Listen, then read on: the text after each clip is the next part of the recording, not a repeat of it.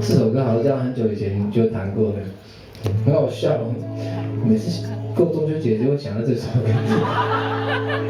已经成为我人生中很难剥去的连结了。自然而然就会想到这首歌。好了，还是要唱这首，你应该会知道的。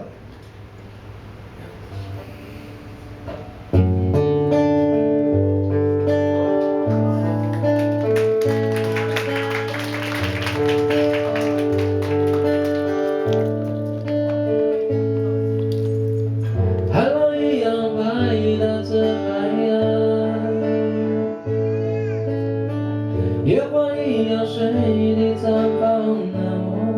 的香，瀑布一样守候在家乡，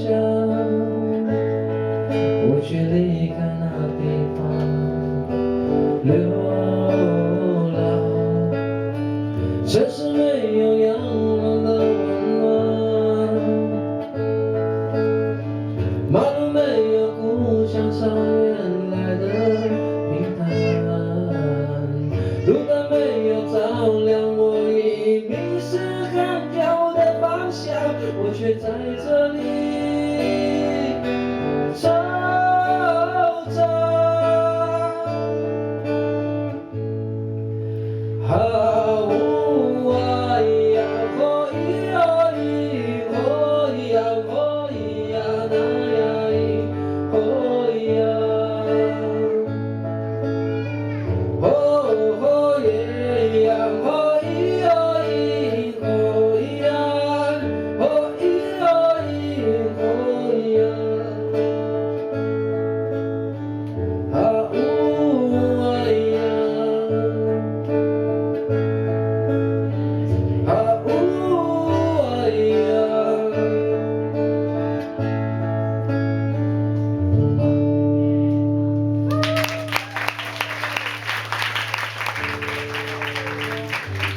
预告一下，今年读的很多学趴，本来想说10月，可能现在延到11月了。因为除了查马克要发片以外，另外一个鼓手现在去马子刚那边他也要发片，很烦呢。发片很屌是不是啊？搞到最后好像只有我比较期待图腾肉学趴。不过还是觉得跟朋友之间的承诺就还是一定要做到的。等我啊，就是把他们搞定之后，再跟你们讲什么时候办。好，其实这一年其实还蛮多想做的事情，就是可能有些朋友还记得吧，我不知道你们记不记得，就是我曾经想说，我想要回去都来小巨蛋开演唱会。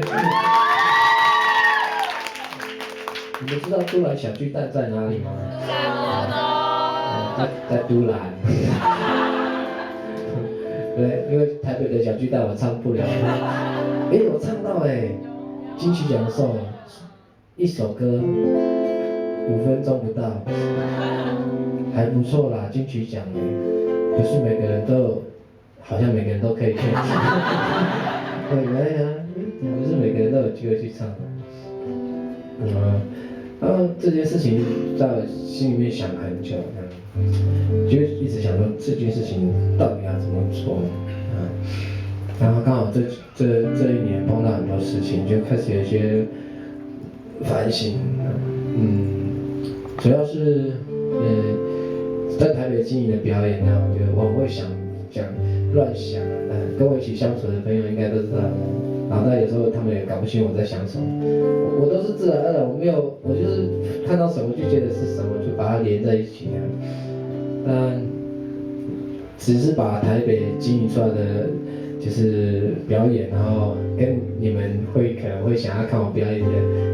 你们那样一起带回去都兰唱，好像没有什么太大的很厉害的感觉，只是多了那一套那个火车票来回而已。我是这么觉得那对啊，小巨蛋那么辛苦，把那么多人带回去唱，那到底会变成怎么样呢？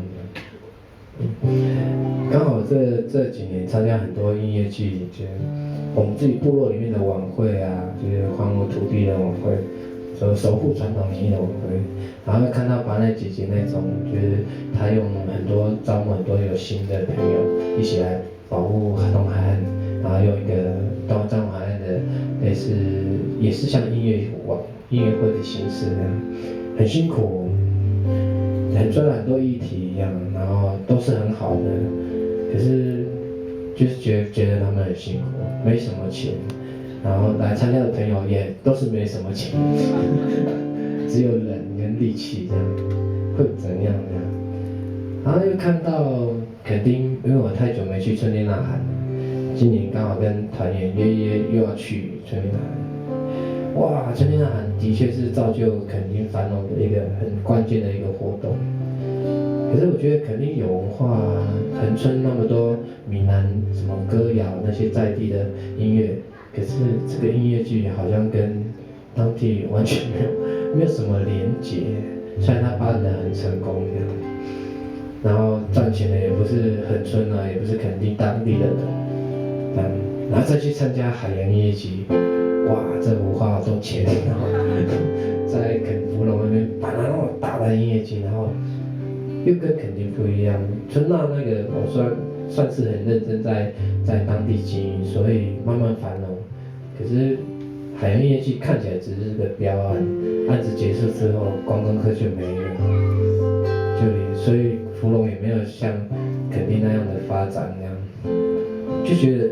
这么多靠着音乐，然后音乐其实明明很有力量的，怎么会变成这样？就心中有很多交集，就想到自己回去读完小巨蛋唱歌这件事情，就觉得怎么做比较好，就开始想。刚好今年暑假又去参加音乐季了，今年去参加冲绳的，又参加鹿儿岛的音乐季。冲绳其实还蛮有条件办音乐季，因为它本身就是丰富嘛，充满着音乐的一个岛屿，很有个性，而且无可取代。可是我觉得鹿儿岛的音乐季反而让我觉得很佩服，因为那个音乐季很小，它只是在一个废弃的国小里面办，今年才第3届，然后第3届就有6000人次。说怎么会这么多人来？然后音乐季好干净哦，没有人乱丢垃圾哎。虽然到处都有垃圾桶，可是我觉得大家都是就是很让很多义工。说这个音乐季也太神奇了，没有垃圾，就进去第一个感觉就是这个音乐季好干净哦，不会很乱。虽然人很多，可是没有很乱的感觉。然后去啊，看到那节目单啊，我傻眼了。节目单上面写的。他说因为他说节目表演者全部都是鹿儿岛当地的，鹿儿岛就很像他们就是鹿儿岛县，就很像台东县这样。我说哇，鹿儿岛县有那么多歌手，好神奇。他说没有，鹿儿岛真的浮在台面上的歌手只有2个吧，然后其中有一个有回来，就是比较有名的，就像台东县有阿妹一样，有一个很有名的回来。其他是什么？就看说。国小合唱团，然后这个也可以啊，高中什么联合高中摇滚社，哇，这也可以，可是因为它是售票的，就像这样也可以卖钱吗？这样，谁为了去看那个国小合唱团啊？票不便宜耶，4500日币，1000多块台币吧，而且就觉得这个也太神奇。然后我刚好看到压轴是一个那个自闭的学校的一个乐队啊，自闭的不是智障哦，只是他们不爱讲话而已。他们30个团员吧，在台上满满的，然后从10几岁到50几岁的人都有，很多人这样，然后看不出来是自闭的，因为我看到他们在表演，哇，那是声巴音乐，啪啪啪，很热闹啊，还有打鼓的，我觉得这个我可能是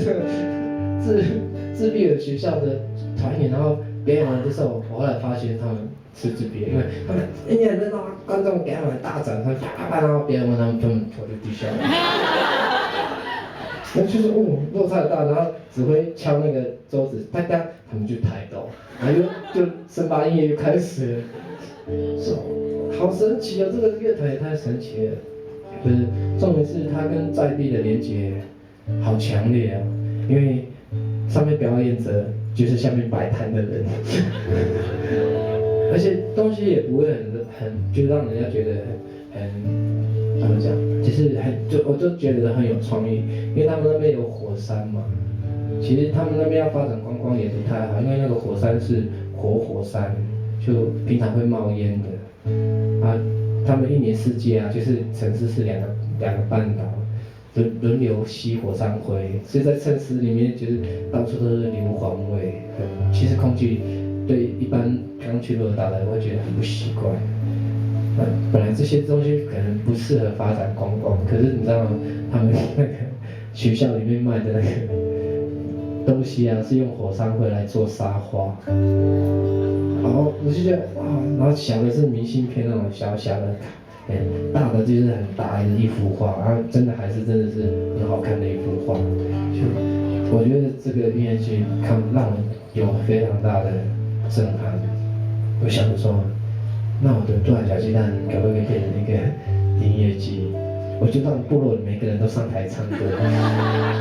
他唱歌的人本身就是摆摊的人。啊，把大家表演调整一下，就是精彩的就好，就是都20分钟，顶多30分钟这样，就不要暴露太多缺点。可是所有的表演都精致化，土啊，大家都觉得啊，可能原住民的音乐很土，我觉得土是一种风格，不代表廉价，就看你用什么样的价值观来看待这件事情。如果这场音乐剧全部都唱阿美族语，而且是不可取代，你别的地方也听不到的，我觉得好像也有可能，但是对一般人来讲很难理解，就是怎么那名单列出来什么部落妈妈合唱团，人家会没有办法，人家买票，所以那时候鹿儿岛音乐季的人说，对啊，还是要结合当地有名的人，就说鹿儿岛最有名的人。然后歌手来帮他们撑起这个音乐剧的门票，就是说，然后来看的人看完之后，他才理解，其实那些表演的团体一点都不简单。他说还是需要这样的人，我就想说，唱阿美族语的歌手最有名的，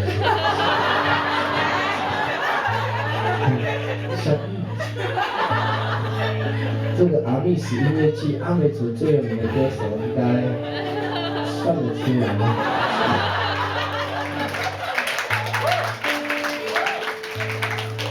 可能阿洛啊，或者是比利高洛，还有一个叫熟米的，这样应该可以有办法撑起这个音乐季的门票。我就这样想，就越想越开心。整个人就开心了起来，就觉得这个是我想要做的一件事。然后，但是部落里面的人还是真的没办法理解。然后，我决定